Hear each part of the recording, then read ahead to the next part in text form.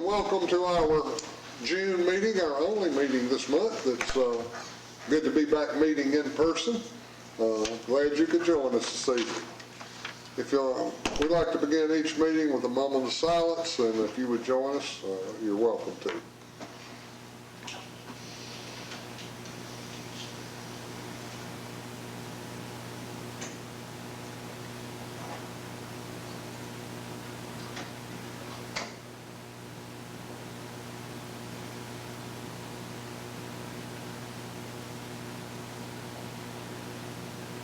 Thank you. And if you would join me, I will lead us in the pledge. Attention, salute, pledge. I pledge allegiance to the flag of the United States of America and to the republic for which it stands, one nation, under God, indivisible, with liberty and justice for all. Thank you. Okay, first on the agenda is a recognition of Teacher Forum Scholarship recipients. Dr. Folsom? Yes, and we have decided to do that virtually. Normally we have the recipients of that scholarship come visit with us at a board meeting, but under the circumstances we decided we would try to do that virtually. So Ms. Gibson has 3 videos that were submitted. We asked all of them to. We got 3 of the 4 back, but I do want to publicly recognize Tori Hopkins from Walhalla High School, will be attending Anderson University. Zoe Zimmerman from Walhalla High School will attend Western Carolina. Janine Martin from Seneca High School will attend Winthrop. And Tyson Gentry from Seneca High School will attend Anderson University. All 4 of those students will receive a $3,000 scholarship, compliments of our Teacher Forum.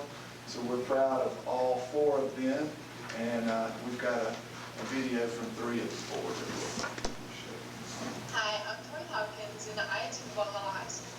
I'll be attending Anderson University this fall to major in special education with a minor in early childhood.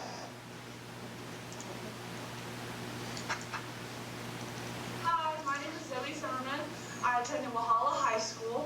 And in the fall, I plan to attend Western Carolina University in Colby, North Carolina. I'm going to major in special education and minor in psychology. Thank you. Hi, I am Tyson Gentry. I graduated from Seneca High School, and I plan to attend Anderson University to major in higher education. So we're excited, and hopefully the grow our own will pay off, and we'll be able to hire these 4 teachers there for the future. outstanding individuals back in our county in 4 years. So. Very good. Congratulations to all. Next is approval of tonight's agenda, June 15th, 2020 regular board meeting. Anyone notice any errors or anything to add or take away? If not, without objection, we will approve the agenda. The agenda is approved. Public comment, I guess we did not receive any emails. Anyone else signed up? Okay. Next is approval of minutes for the May 11th work session and the May 18th regular board meeting. Anyone notice any errors, anything that needs to be corrected? If not, we will approve the minutes as submitted without objection. The minutes for May 11th and May 18th, 2020 are approved. Okay, discussion. May financial report. Ms. Moore. All right, so you all have the report. I don't have anything particular to point out about this report. I think it's pretty normal. I'm happy to answer questions if you guys have them. Is that discrepancy of the shortage in local funds roughly $4 million? Is that about normal for this time of year? Those budget was 48 and we've received, I think, 44. We still have not gotten the Duke Power additional payment, so that would be a part of that. Okay, okay. They did not pay in May, Okay. but they may be waiting until the last minute in June. I'm sure if the tax bill that size, just don't blame them. Yes, sir. That extra months of interest would probably be quite a large check. Quite a large amount. No questions? Any questions of Ms. Moore? Anyone? Okay, while you're there, funding flexibility form. Okay, every year at this time, we need to ask the board to approve our funding flexibilities that we've taken advantage of during the year. These are state funds that come to us in a special revenue fund, but the legislature has given us the flexibility to move those funds into our general fund. We use the majority of this for salaries. We just move it straight into the general fund and use it for just regular salaries. The first line, that formative assessment, is for testing, and we use that to pay for a portion of the MAP testing that we have every year. And later in the meeting, we'll need you all to approve that if you would. Well, that's something we've done for several years, ever since we've had the authority to do it. And what it prevents is it just makes life easier in the finance department. So rather than one person's salary being paid 60% from this fund and 40% from this fund, and, we have all kinds of breakdowns like that, or we used to, but this funding flexibility allows us to move the whole fund into the general fund, and then all of the, well, maybe not all, but a lot more of the teacher salaries can then just be paid 100% from one fund. It just makes the math easier, the paperwork easier. So just the efficiency that we ask for. Any questions on that? Summer Institute report, Ms. Simmons. Yes, we just finished up our first virtual Summer Institute that we've ever held in the school district of Oconee County, so our department was very excited. We had our regular face-to-face Summer Institute planned and ready to go at the beginning of March. Everybody signed up, and then we had to change gears. So it was exciting to see my team of people work together with their outside presenters, our in-district presenters, and most of them all jumped on board to present and share their learning opportunities. So we had 448 teachers participate virtually last week. It was really nice because we were able to offer an opportunity for some teachers who weren't going to be able to attend face-to-face, but were able to attend virtually, and got some emails just thanking us for continuing the opportunity, so they were able to get their stipend, because some of our teachers are in challenging situations right now, so we're glad to be able to offer that support through this learning as well. But we had sessions for administrators, counselors, teachers, paraprofessionals that work in our classrooms, just a wide variety of classes related to autism, integration of technology, guided reading. We had a great session all 4 days on building a trauma-sensitive school. So lots of great sessions, a lot of variety for all levels, so we felt like we were able to reach majority of our participants in some way, shape, or form. Very good positive thoughts, and some even said that they were sad the session was ending because it was such a good one. So we were very excited about the opportunity last week to do that. Well, it came off so well in a virtual manner anyway. Any questions of Ms. Simmons? You had good participation? We did. We actually talked at our department meeting that they were very considerate, all of our participants, and really concerned about being able to attend and get on, getting emails, I'm trying to get on, but I can't, and problem solving with them as individuals. So they took the attendance very seriously, and we checked as a department for accountability purposes multiple times throughout a session, and all of our participants were hanging in there, so it was a good turnout. Good.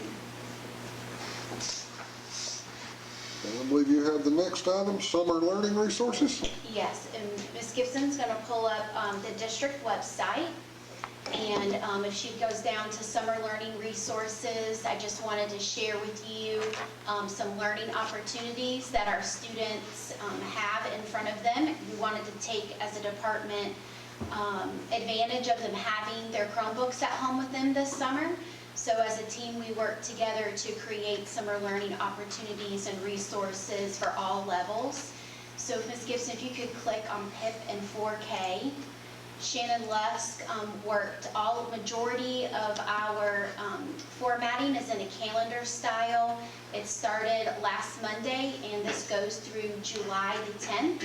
We're highlighting a lot of our technology programs that our students are used to using in the classroom. So on the calendar, they have IXL activities in grades 2 through 8.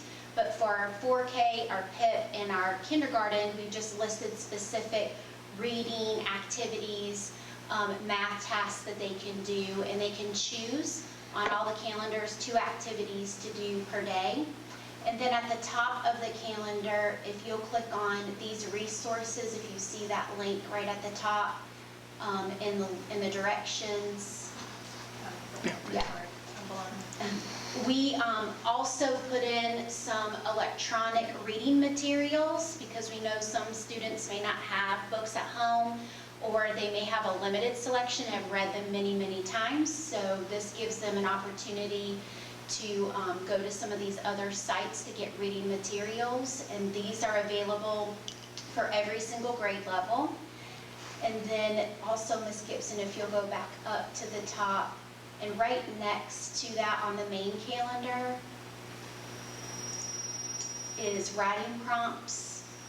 So Ms. Harrison put together for every grade level some writing prompts that they could practice writing to continue those skills as well.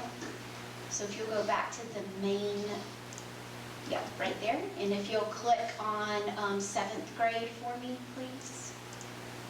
You can see that we have the same structure. These are actual IXL and reading and math activities that they can choose from to complete during the day.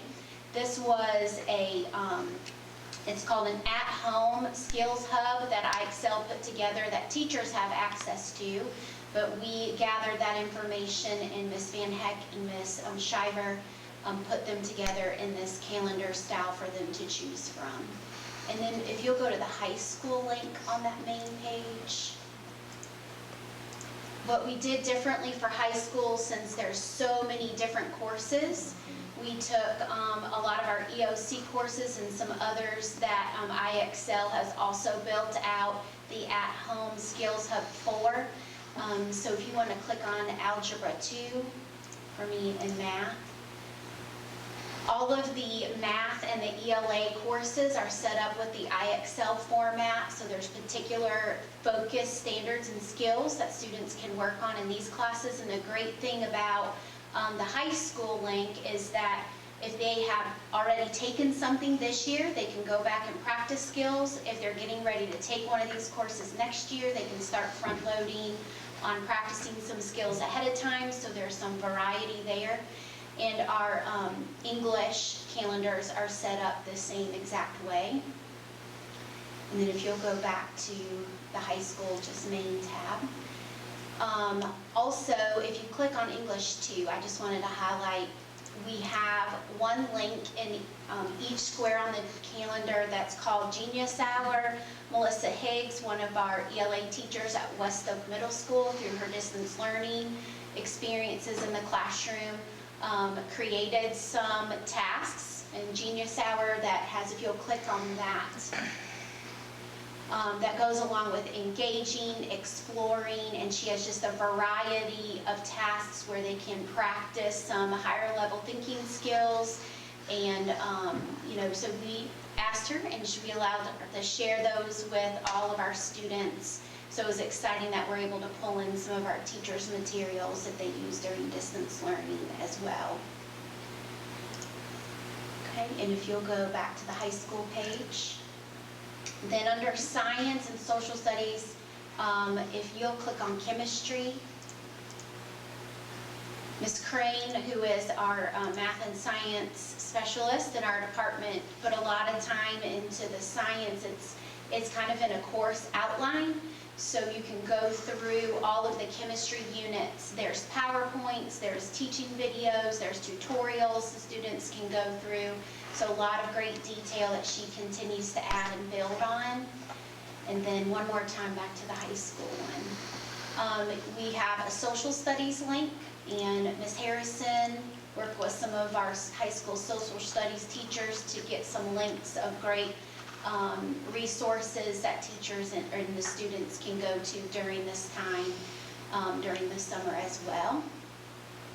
And if you go back to the main page, we also have a link for just enrichments at every level, elementary, middle, and high, just a variety of enrichment activities and links, things through the Oconee County Public Library System.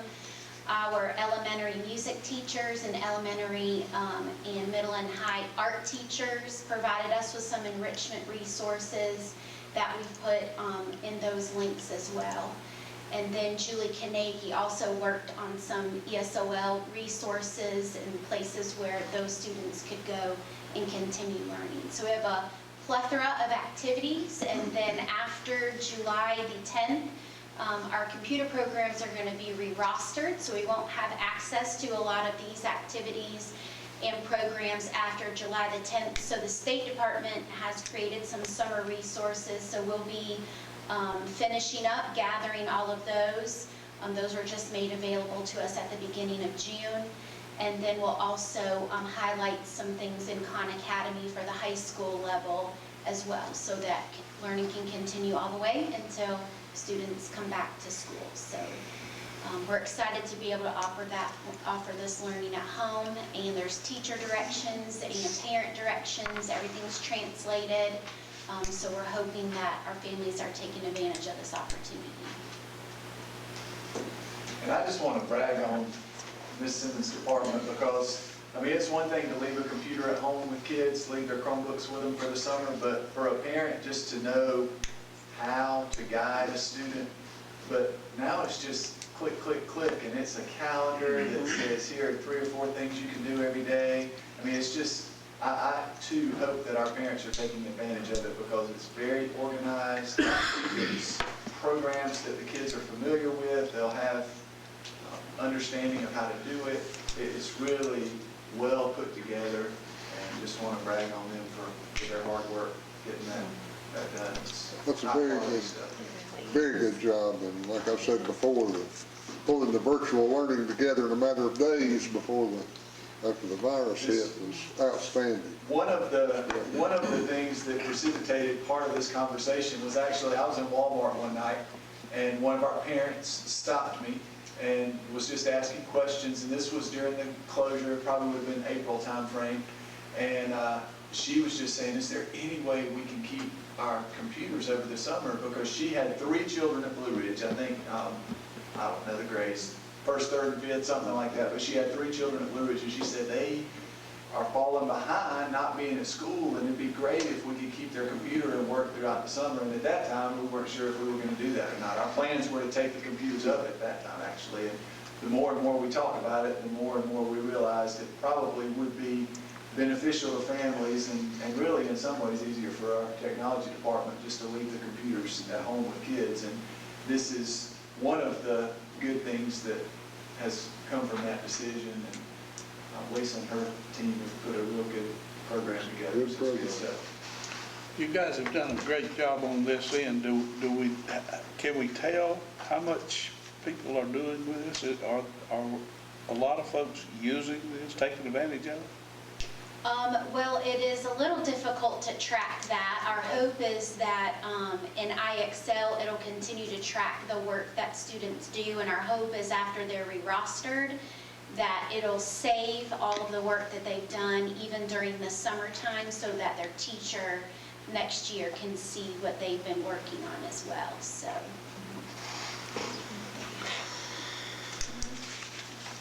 Anything else, Ms. Simmons? Can I ask a question? Go ahead. Thank you, too, for letting Anna and Mary present at Rotary. That was a great job when I heard about that. Another comment that I liked was that you have information in there for the streams and Yes. all right, so those Yeah, kids Ms. can- McKee, she provided Yeah. some information too for us. Yes. But the other question, because Jean and I volunteered at Blue Ridge Community Center, and I did tell Helen about this so that the students that live in that community can have access to that. But they said that one call would go out. Did that go out? See, okay, good. Good. Good. Thank you for that. That was really great. How is the coverage in the county for internet? I mean, I know we got one tone, but what about, has anyone ever just taken our map of Oconee and kind of given us a feel for where the black holes are? We tried to lay it out. We put the sites on the website where we were having the expansions from one tone in the county, and then also where we were taking the buses. The buses were a problem. Sometimes the internet didn't work well. It was hard. You can't, like Mr. Herron asked, we couldn't track how many kids were actually using it. Right. So if you're parked at one of the churches out there and nobody comes up, then you're going to assume nobody using it. But if you park outside an apartment complex and they don't have to come up, come outside their building, it will reach into their apartments, then, it could have been more. So we had some equipment problems and that, but we tried to use it. We don't have, we tried to talk with Scott Loggins and Mike Powell and those from One Tone and the county about where there were spots. But our biggest issue is like, where we don't have it, it's very hard to get anything out there. Right. We've got expanded areas, like you may go up in the mountains, Mount Rest or Long Creek or whatever, and you may go for 8 or 10 miles and not be able to get a decent signal or have the ability to do that. So Ms. Simmons and them did a survey for the kids about this reading program for the summer, and I think there were 9 folks families that sent back saying they didn't have access to the internet at their house. Now, that's just with a smaller group. That's not district-wide, obviously.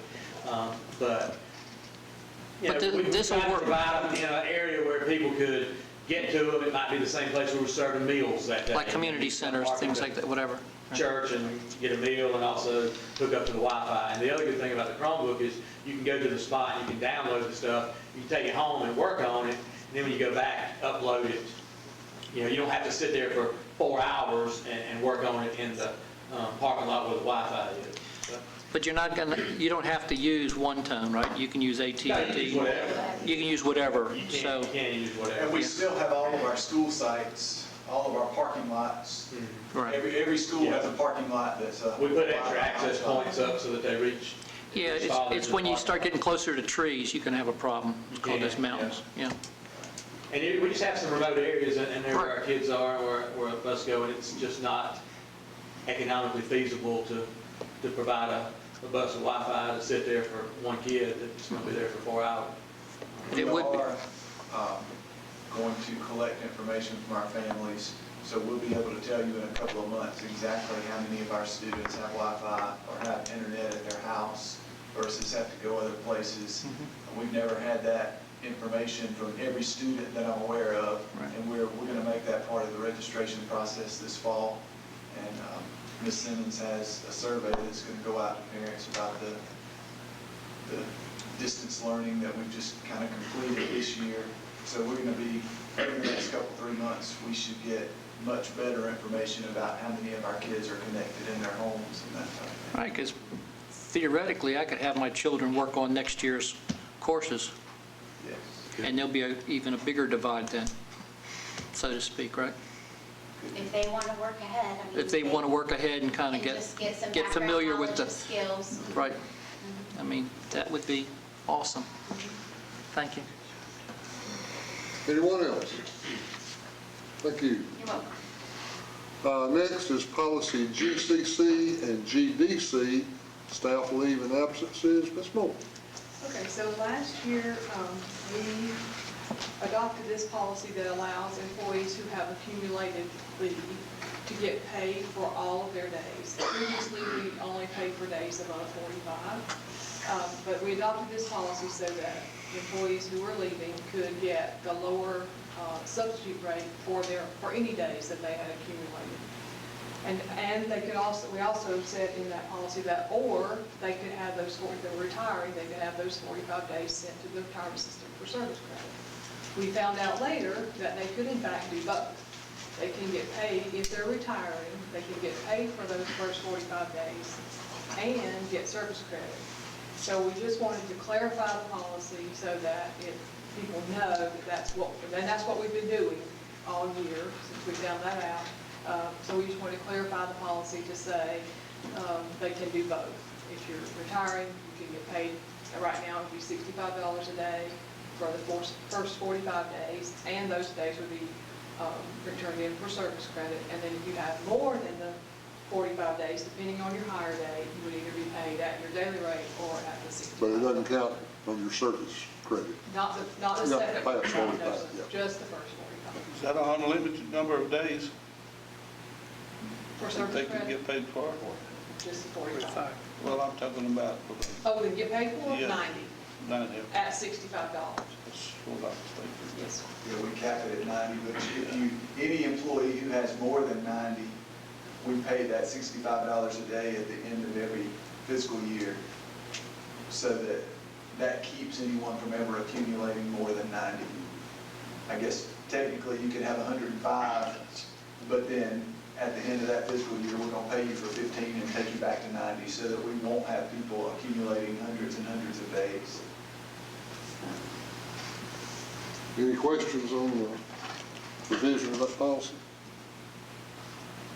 Okay. E-learning update, Dr. Thorson. Yes, and I'm gonna, if it's okay, just kind of take this opportunity. Ms. Durham came tonight. I think she wanted to hear some about the school year, and I talked to her before the meeting. We don't have a lot of information, concrete information about what the school year will look like in August. Mr. Handy's gonna go over a couple of calendar issues, and I'll talk to you about e-learning in just a second, but there is a committee, the committee that Molly Spearman is working with on the return, and they kind of came up with their final recommendations on Thursday, I believe. They're out for public comment right now. They're going to meet later this week, and then late this week, early next week, they're going to post their final recommendations for school districts going back to school. In March, when all of this COVID-19 stuff started, there was very strong, uniform leadership from the state government. The governor closed us and said, schools are closed. He didn't say close if you want to, or it was, you're closed. The move this summer is more, here are recommendations. Ms. Simmons and I listened to a call with, superintendent's call with Ms. Spearman last week, and she said these are the recommendations, and I want to emphasize they are recommendations. So it kind of seems like right now there's going to be a lot of school district input in how we start school in the fall. So I don't have really any solid answers. I've heard that there are districts that are planning the two-day rotation, where you might have a Monday-Thursday group and then a Tuesday-Friday group, and Wednesday's a teacher planning time.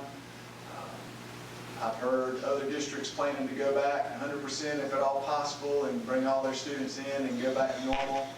And then there might be other districts that are just staying virtual. I'm not sure. We have just locally organized a meeting tomorrow afternoon with the Anderson, Oconee, Pickens school districts. We're going to try to, as much as we can, march to the same drummer and do the same thing. There's just kind of comfort when you've got your neighbors doing similar things. So we're going to meet tomorrow afternoon and see what we can kind of come up with, if we have commonalities in the things we want to do. So I wish I had more information. It's still kind of up in the air. We do know that we're going to have to make some decisions soon. We are planning to allow our middle schools to start a face-to-face summer school July the 13th. So that'll kind of be our tiptoeing back into the water. And then my hope would be that August 10th we can start school again as close to a normal situation as possible. So we'll be certainly keeping you in the loop over the coming days and weeks as these decisions are made. Nothing, no directive from the state yet to say, here's what we expect schools to do.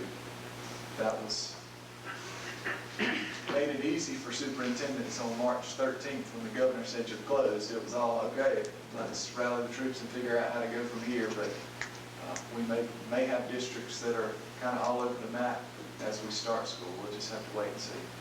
Well, I would assume a lot would depend on what the status of the virus is, you know, and as we've all seen in the last week, that it changes daily, you know. It changes daily. It's hard to make a decision It's not from a getting week any out. better, but the governor appears to be pretty firm in his decision that we're not going to close down again. I mean, we're continuing to open, it seems like, with, you know, I think over the weekend, what retail stores now no longer have restrictions on how many people can be inside the stores, and bowling alleys open and things like that. So it seems like restrictions continue to be,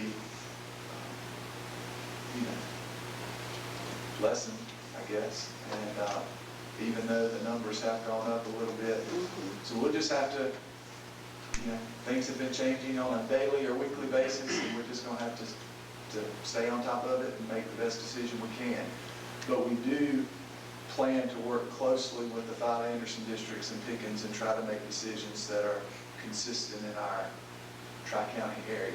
And I think that'll, I think consistency is good in a situation like this. 582 new cases Today, right, and that's down from like 798 yesterday or something. So anyway, we'll just see. Dr. Thorson, yes, do we ma'am. know what state departments of education are doing in bordering states, if they're passing down the same? There are different programs. Matter of fact, I was talking to my brother-in-law, who's the superintendent at Pickens yesterday, and he was commenting that South Carolina, it seems like it's going to be one of the last states to say, here's what we're doing, because there are other states that have said, here's our path forward in the fall, with a little more direction than we've published in South Carolina at this time. But I can see advantages to both. I mean, it is nice to put it out there and say, here's what we're planning to do in the fall, but you might also make a bad decision if you make that decision in the middle of June and we're talking mid-August before we start. I mean, if you go back 2 months from now and think about how different things were in the middle of April than they are now, a lot changed in 2 months. So anyway, I'm not casting stones at anyone. It's a tough situation to be in for all of us. I can't imagine being the governor right now and having to make the decisions he's making. So it's just something that we're going to do the best we can, make decisions as best we can. One thing that has been pretty firm, bus capacity is going to be cut in half, so that if we do come back with 100% attendance, transportation is going to be a challenge. Ms. Spearman did say that, you know, we could ask parents, if at all possible, please bring your child to school to make it easier on bus transportation, but that will be a challenge for us because we're already running 2 routes with most of our buses every morning and 2 routes every afternoon in elementary and then middle high. If we have to double that to where we run 2 elementary and 2 middle high with every bus, I mean, it's going to be tough. What about testing? I mean, with all of our scheduling of the school districts all over the place, how are they, has anybody said anything about backing off of testing again? It has been mentioned, and I believe there'll be some momentum behind that idea to cancel testing again for the 2021 school year. That hasn't been officially announced. It has been discussed just as a possibility, but nothing firm at this point. So as far as e-learning, I want to apologize. I know Mr. Lee, the EOC published that 27 new districts were approved to join the e-learning program in South Carolina. Oconee was one of those, and he got a call from the media before I had even talked to y'all about it. So the EOC was quicker in getting that information out than we anticipated. But probably about 3 weeks ago, Ms. Simmons came to one of our meetings and said, if we're going to do e-learning, I think it was a Monday, she said we have to have the application in by Friday. And after the distance learning we did during the closure, we felt like we could make e-learning, we could have done it 2 years ago, but I was hesitant to think it would have really been productive. I thought it would have just been busy work, you know, just kind of doing it in name only. Now I feel like it can actually be productive. Now I think that we have the experience and the resources to where if we miss a day due to inclement weather, I think teachers can roll right on with their plans and not, just have to give busy work to kids. So we all felt like it was time that we joined that. So there was a tight deadline when she talked to us about it that Monday. Her team got that application submitted by Friday, and the State Department, this is one case where we got a really quick turnaround. 1 week later, we found out that we were approved for that. And then I think it was that Monday that EOC put the press release out. But the short of it is we've been approved for e-learning, so that's an option for us, which means that instead of putting 3 inclement weather days on our calendar, if we miss a day due to bad weather, we can just call that an e-learning day and we can proceed. We expect our kids to have their computers and be working virtually during a bad weather day instead of having to have a makeup day. So that's one of the reasons that Mr. Handy's going to talk to you about new calendars in just a minute. The other reason is the 5 additional days that the governor has recommended through the federal CARES Act funding. So we've got a couple of changes we need you to look at. Still August 10th start dates, but anyway, so we've been approved for e-learning. We feel like we're in a place where we can make that productive and not just a time filler for our students. And we want to proceed with that e-learning program. So we just feel like it'll be beneficial, and it'll help ease some of the restrictions we've had on our calendar in previous years. Any other questions for me? Okay, 2020-2021 school calendar, Mr. Andrew. Yes, and I think this will be the 3rd version, although this one doesn't change a whole lot from the last one. But as Dr. Thorson said, the state is recommending, and I think the recommendation has now been supported by the governor publicly, in that K through 8th grade be given 5 extra days in the upcoming school year.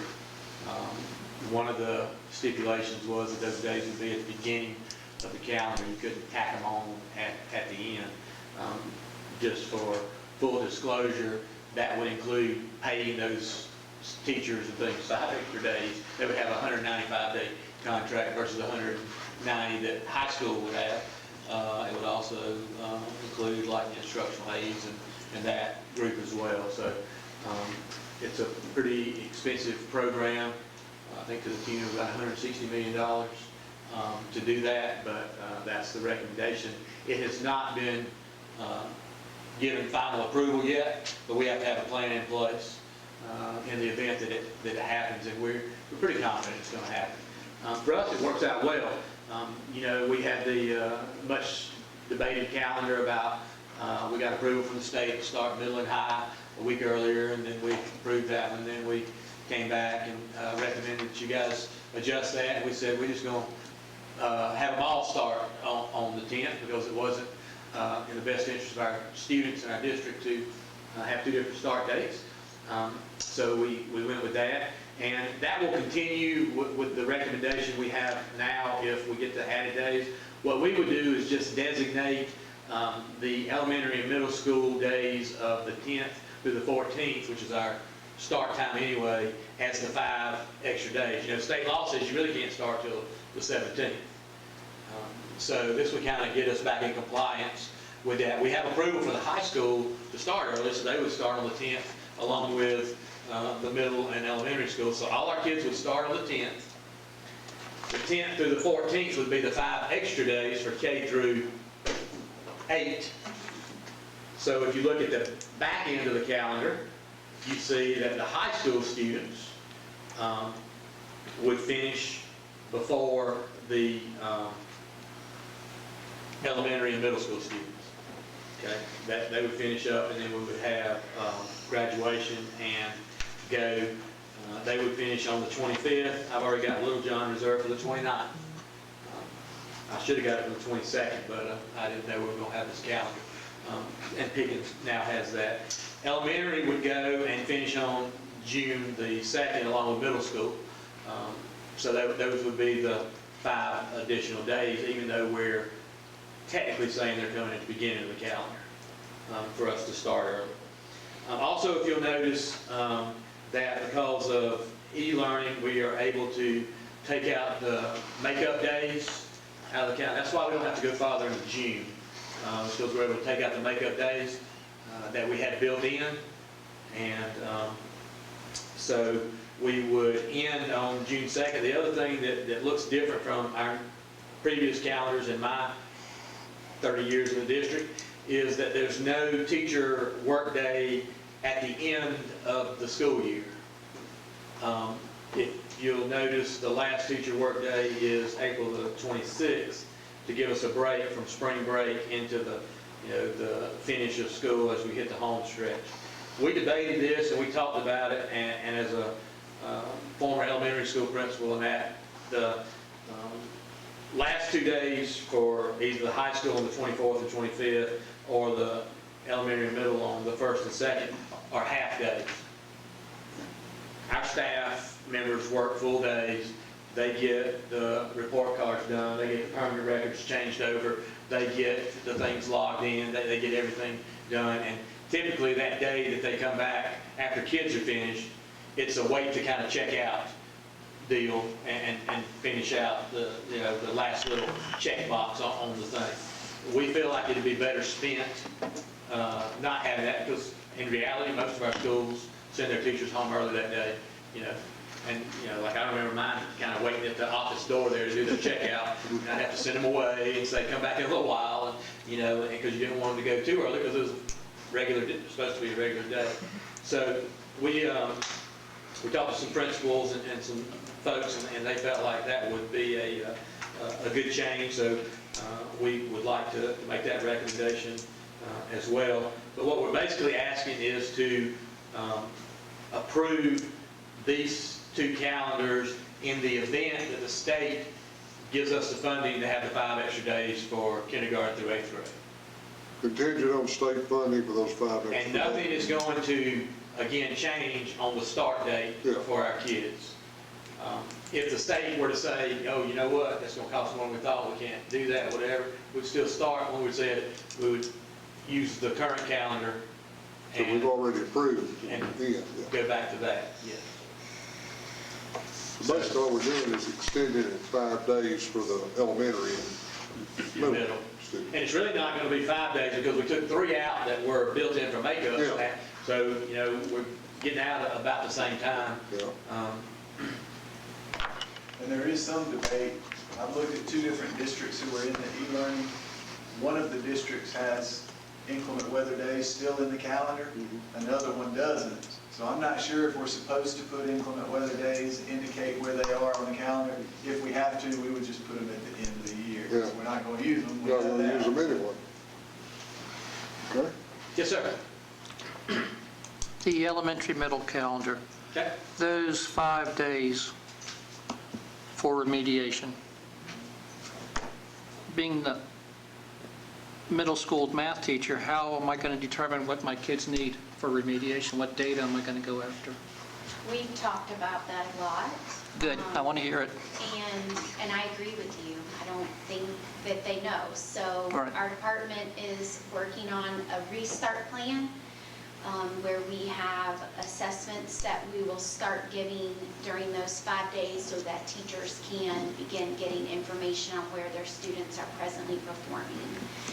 So majority of that 5 days of time is just going to be Testing. getting our kids back in there, doing some screeners and pre-assessments, maybe for even just first units that they might be getting ready to begin.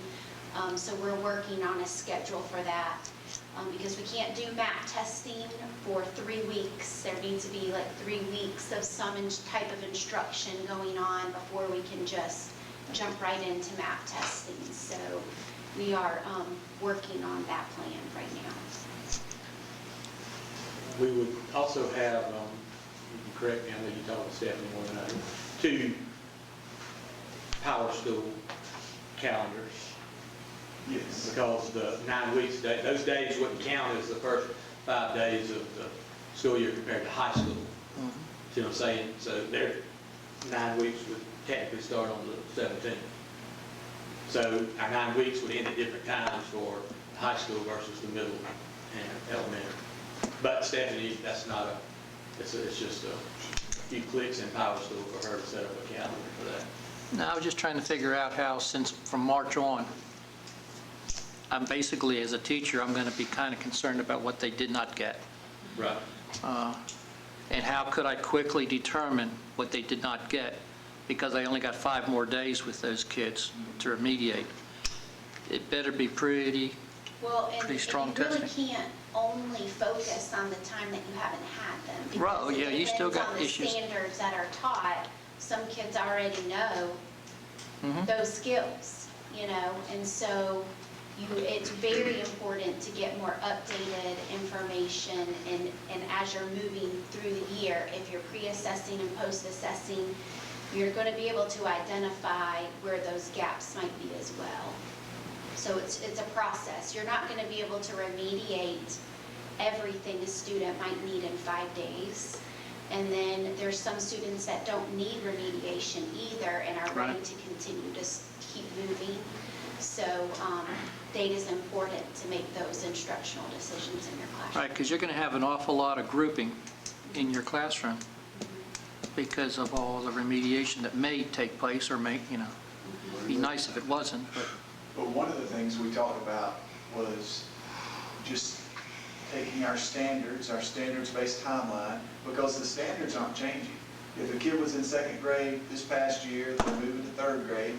3rd grade standards are still 3rd grade standards. We're expecting them at the end of 3rd grade to know the same thing that we expected last year's 3rd graders and the year before that's 3rd graders.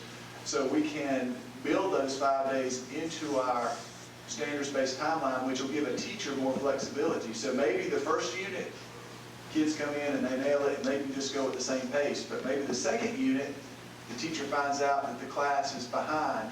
We can build more flexibility into the standards-based timeline, give more flexible, so a teacher can use that when they need to use it, when they discover what the gaps are.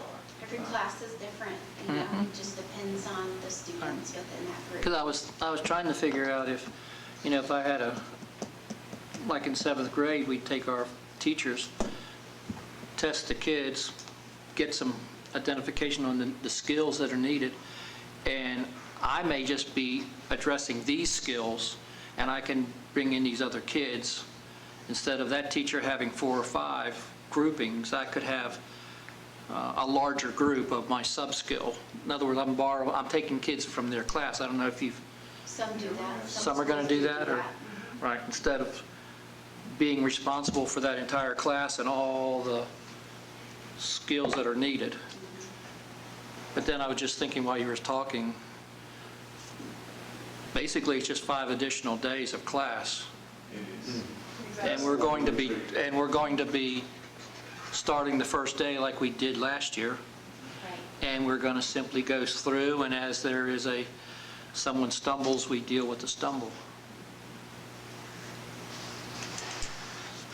Theoretically, if you give a teacher more time with students, the students learn more. I mean, that's really the idea behind this. We're giving 5 extra days of instruction to our students. Because on the Title I, Chapter 1, I always like the idea you identified the kids, these are the deficiencies, and you had a smaller group in the classroom, and I thought of that, but we don't have that capability now. Just getting the kids to the school is going to be the fun part. Let's not worry about remediating them. Just getting them to school. Ought to be an interesting start. Thank you. Any other questions or comments? Now, this is on here for possible action, and Ms. Tanby, I assume the action would be to approve it contingent upon approval of state funding for those 5 additional days. Yes, sir, that's our recommendation. Okay. Is there a motion for the 2020-2021 school calendar?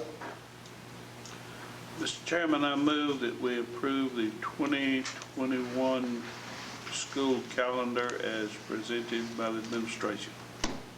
I'll second that. Okay. And would you all add contingent upon? Contingent Yeah, upon. well, that, I meant Receipt that by to be funding part from the of state. it. Okay. Motion and second to approve it. Is there discussion? All in favor?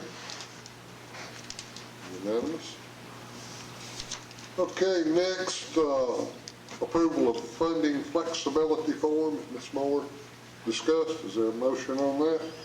I make a motion that we approve the funding flexibility, excuse me, form that was presented.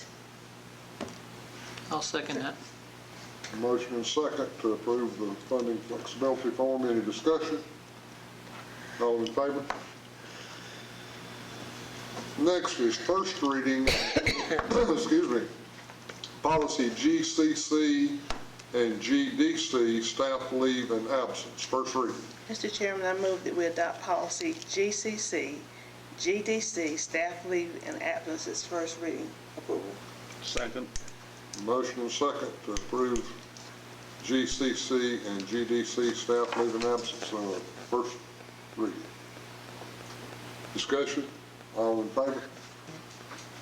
Good. Final reading and approval on the FY21 general fund budget. Ms. Moore, you want to make a couple of comments before?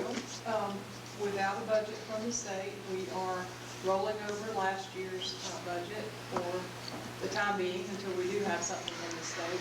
The only difference is we added in the $450,000 of additional money to the Tier 3 funding. So that's on here, but the expenditures are the same. There's no step increase, no salary increase, and no fringe increase for this year. And our deficit is $2.4 million. So that's expenditures of $106,728,764 and revenue of $104,314,258. So there's no change since we discussed it last month. And we have asked county council that if the value of the mill goes up, we would request that they would leave our millage at the same level and let us benefit from the increase in the value of the mill without asking them to set the millage at a higher level. But we still would like to benefit from any increase in the Now, it's value. basically the way we grow without a tax increase. That's right. Any questions? Has that been approved? Has your request been approved? They have not given, we really won't know if they approve that until they set millage, which will probably be September, early September. Any other questions on the FY21 budget? Is there a motion on the budget? Mr. Chairman, I make a motion that we approve the FY21 general fund budget on final reading. Second. Motion and second to approve the FY21 general fund budget, final reading. Any discussion? All those in favor? It's approved as presented. So that concludes the open session portion of our meeting.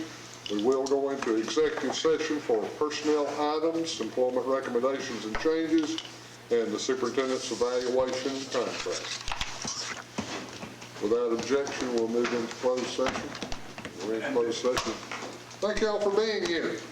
Mr. Lee, just to keep social distancing in mind, rather than moving into a much smaller room, we're just going to stay here and let the guests give them a few minutes to get out. We'll just stay in